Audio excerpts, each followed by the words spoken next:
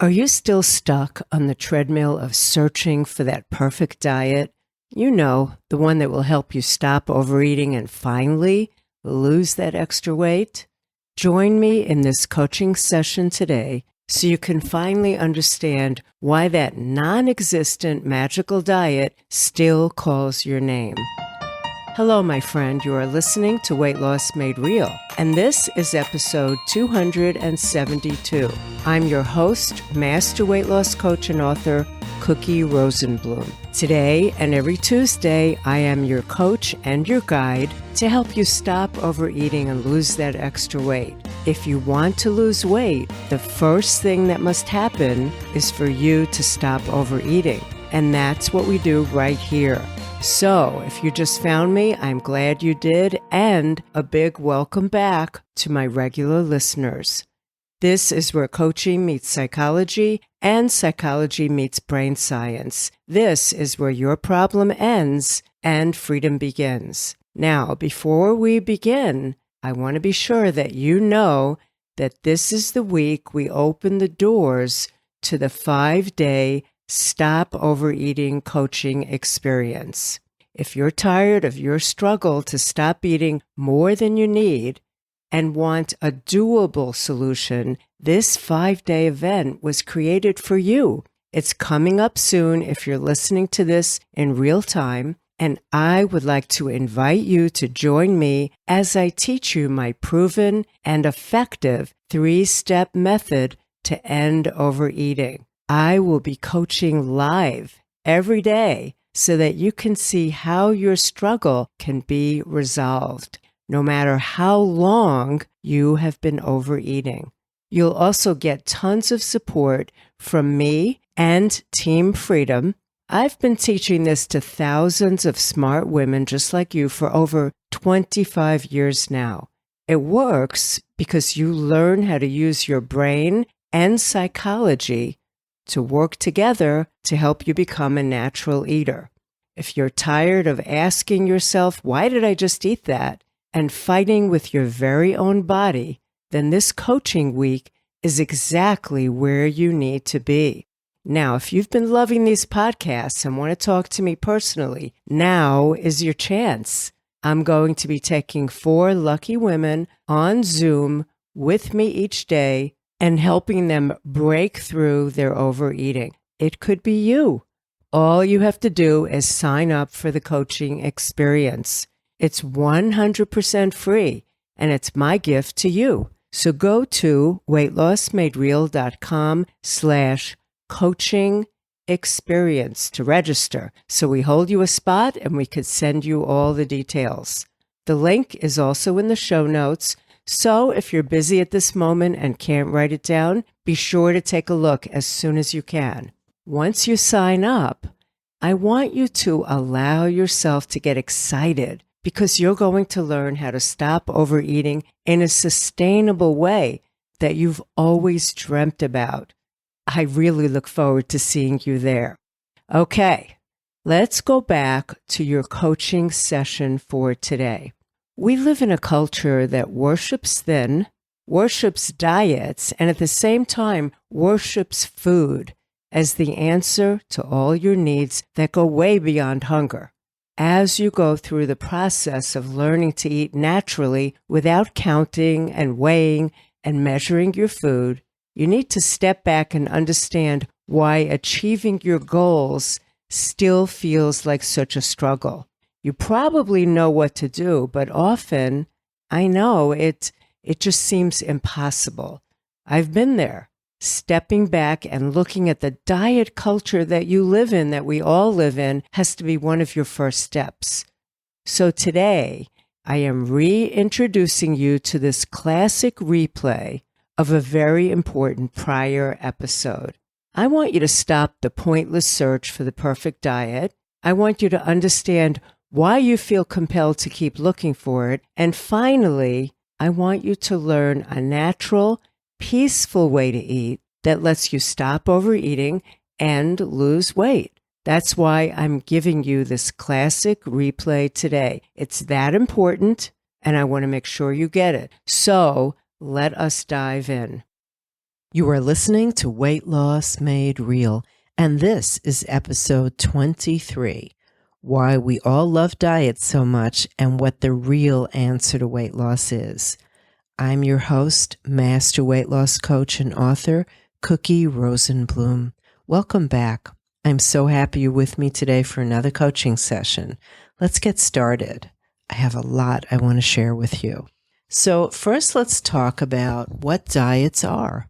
Because America and the rest of the world seems to be totally in love with dieting.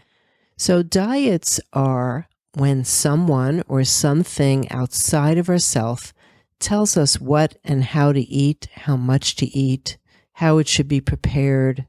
And it's a prescription. It's a prescription of how to eat. But diets, on a ranking of external things and internal things, are really very external. They're a solution to a problem that's internal, and they are external. So this is partly why diets don't work well. They're not really getting at a cause of a problem. Diets say, do this, eat that, don't eat this, and you'll get this result. Now, if this worked, you'd only need one diet, right? You'd only need one book or one plan. So it's not that what you eat doesn't count, it does, but it's really also a lot of why you eat and why you stop or why you don't stop eating when your body's had enough. Diets, that external prescription of what and how much to eat, don't at all get at the cause of overeating. So diets help you deal with the symptom, and the symptom of your problem is extra weight on your body. You try to get rid of that extra weight by changing how you eat, right? You try to change how you act and get rid of the extra weight. But if you remember back in episode 7 where we talked about how our thoughts lead us to take the actions we take and give us the results that we get, if we think about this in those terms, our actions are always created by our thoughts. So if we try to follow a diet and we try to change what we do, how we eat, without changing our feelings and our thoughts, we are definitely bound to fail. If we look at weight as the symptom of a problem, and we look at the whole symptom and cause relationship, it looks like this. The cause of the extra weight is extra eating. The cause of the extra eating is how you feel emotionally. The cause of your feelings, good feelings and not so good feelings, is always your thoughts. And that is what we need to go back to work on and to get to lasting and sustainable results with our weight. Now, we like to tackle this problem of having extra weight by focusing on the action, by focusing on what do we do, what do we not do, what do we eat, what do we not eat. And why do we want to do that? Because that seems easy. It seems direct. Just tell us what to do. That's something that all my clients would love for me to do with them. Just tell them what to eat. In fact, and I don't want you to run out and Google this because it's not useful, but there used to be an old diet book called Just Tell Me What to Eat. Literally, that is what we all want. So most of the books tell us how to eat, what to buy, how to cook. In fact, a lot of diet books have whole big sections where half of the book is like a cookbook and it's filled with recipes. This is the how-to section. But if we look at this kind of advice, it's really outside-in advice. We stick to it as long as we can, but then we crash because the things that are driving you to eat, to overeat, are still creating that drive to overeat or to eat when we have no physical hunger. Remember in episode 3 where we talked about eating from a little hungry to a little full, -2 to +2 on a hunger scale. So all the books and the diets and the plans don't take that into account. They don't take us and the way that we're thinking and feeling into account. They're kind of created for a generic person, and they don't look at what that person is thinking. But we love them still. We just all love anything that will give us 5 easy steps to fixing a problem. We love any kind of how-to guide. First we do this, then we do that. The problem is that weight loss is not a linear process. It's kind of all over the place. We eat several times a day. We can't not eat. And we can't work backwards. We can't work from the outside in. In order to resolve this problem, we really need to work from the inside out, because the goal and the number one reason why plans and programs and diets do not work is that we need to get at the cause of the overeating. Then we could change the symptom, which is our weight. We could change our actions and our eating. So if we look at weight loss and eating from the inside out, that means we need to take a look at what drives us to eat and to overeat. The extra weight is always the symptom. The extra weight is not the problem. I know you think that the big problem is I weigh X, and in order for me to be happy, I need to weigh X minus 30 pounds or whatever your extra weight is. But this is not reality. The extra weight is just the symptom of what's going on inside your mind, inside your thinking.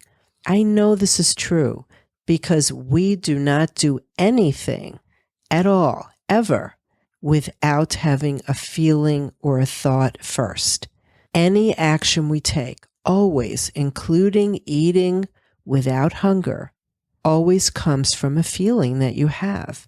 And the feeling is always created on what we're thinking. So if we want to change our weight, if we want to change our symptom, then we need to go inside and we need to discover what's causing us to do what we do to put that extra weight on. And we need to take a look at the amounts that we eat and why we eat when we eat, and why we don't always stop when we're no longer physically hungry. So the first thing we need to do when we approach eating is to ask ourselves that question, that same old question, which is, am I hungry? Before you put a bite of anything in your mouth, you always want to ask that.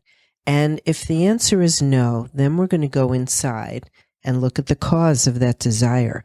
But if the answer is yes, put a number on it, determine how hungry you are, and then you can figure out what to eat, when to start, and when to stop. But this is our inside out start and stop button, our hunger level. When we overeat, we're not checking in with ourselves. We're not hearing our signal. We're looking outside for something else to tell us when to start and when to stop, what to eat and how much. We're looking at a diet, the prescription. Maybe you're looking at the clock. So many of us eat when it's a certain time, regardless of whether we're hungry or not. Maybe you're looking at the menu and letting that determine your decision. Or you're looking at the tempting food that somebody you're with is eating. But if we try to not eat, but we're using the diet mentality, then we're fighting against that internal cause, that internal desire to eat. And unless we look at that and examine what's driving us, we're fighting ourselves. We're fighting our own desire. So if we're not hungry, physically hungry, then what we need to do is look at why we want to eat so we could deal with that extra weight from the inside out. Now, we may want to eat because we're experiencing an emotion that's uncomfortable. We may not want to feel it. So we eat and then we focus on how bad we were, how disappointed in ourselves we are and what we weigh. This takes your focus off the reason you ate, and it puts it on blaming you, which is not necessary. It doesn't work, it doesn't help you, and it doesn't give you any type of a solution to stop doing what you're doing. So what can you do instead? Well, think about what you were feeling right before you ate that food that your body didn't need. What were you thinking right before you felt worried or upset or fearful or whatever it was that was so uncomfortable that you felt the need to get away from it? And now I want you to take a look at your mind, at the way your mind creates this habit of thinking something painful and creating a painful feeling and then being so uncomfortable that you run to food to escape that feeling. In this case, let's make up a story. Let's say that your boss gave you a performance review. And let's say it was not a great review, and everyone would agree it was not a great review. So you might think something like, oh, that was awful. He hates me. You might feel something like insecure or worried or ashamed. And you might do something like grab your favorite mind-numbing food and eat. And that's how you create extra weight on your body. And then you feel bad about your weight and you do it again and again and again. So what I want you to do is view the problem as simply something that you're going to solve, you're looking for a solution for, and you're going to ask, if I wasn't hungry, why did I eat? What was I feeling when I grabbed that snack and kept going? Most likely, you're telling yourself something that just doesn't feel so good. And so you use food to block out the feeling. If you say to yourself, I want to stop overeating so I can shed my extra weight. So my goal is to notice every time I eat when I'm not hungry and notice where that desire came from. Because you know it always comes from your thought. And if you do this, then you're in a position to notice where your thoughts are leading you and to be able to jump in and say, I eat when I'm hungry. Let me figure out what's going on and what I need. If you don't, it's kind of like having a broken arm and you keep trying to put a small Band-Aid on it. That Band-Aid does not fix what's happening in your arm on the inside. It's pretty useless to treat the break, right?